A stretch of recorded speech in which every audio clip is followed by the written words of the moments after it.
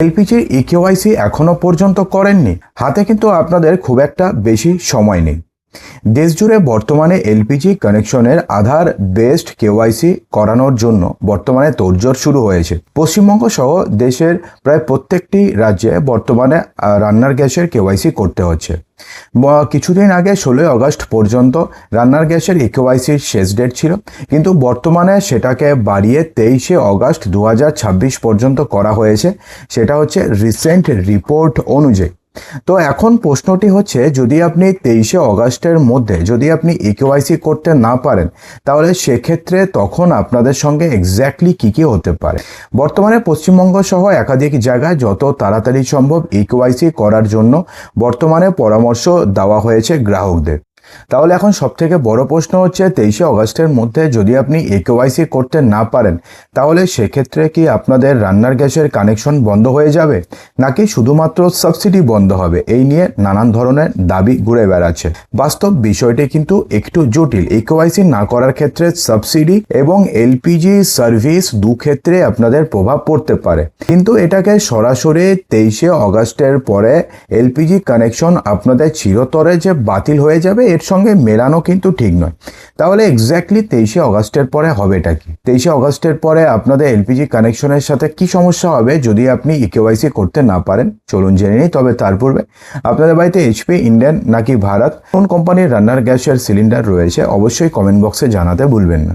বন্ধুরা, ইকেওয়াইসি মানে হচ্ছে electronic know your customer verification, যেখানে এলপিজি কনজিউমারের পরিচয় আধারের মাধ্যমে যাচাই করা হয়। অর্থাৎ যে নামে এলপিজি কানেকশন নেওয়া হয়েছে এবং সেই ব্যক্তির আধার নাম কি সেম নাকি আলাদা, এবং তাদের অ্যাড্রেস কি সেম নাকি আলাদা, সেটা ম্যাচ করাই হচ্ছে ইকেওয়াইসি।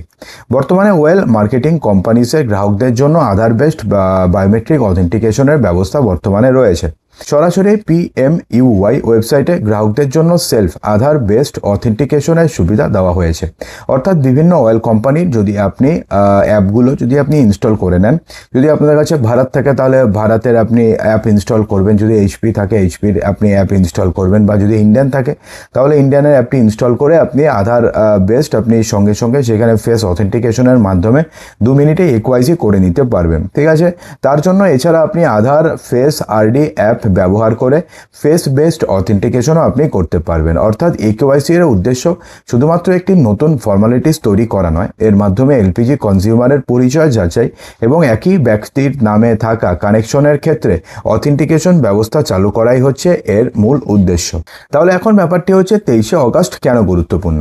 প্রথমে 16 আগস্ট পর্যন্ত ইকেওয়াইসি সম্পূর্ণ করার কথা বলা হয়েছিল, পরে সময়সীমা বাড়িয়ে 23 আগস্ট করা হয়েছে। কলকাতাতেও ডেডলাইন এক্সটেনশন করা হয়েছে বলে খবর।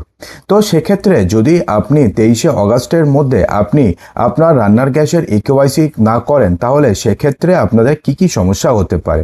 দেখুন, প্রথম যেই সমস্যাটি হবে সেটা হচ্ছে, আপনি বর্তমানে যেই রেটে রান্নার গ্যাস নিচ্ছেন সেই রেটে আপনি রান্নার গ্যাস পাবেন না।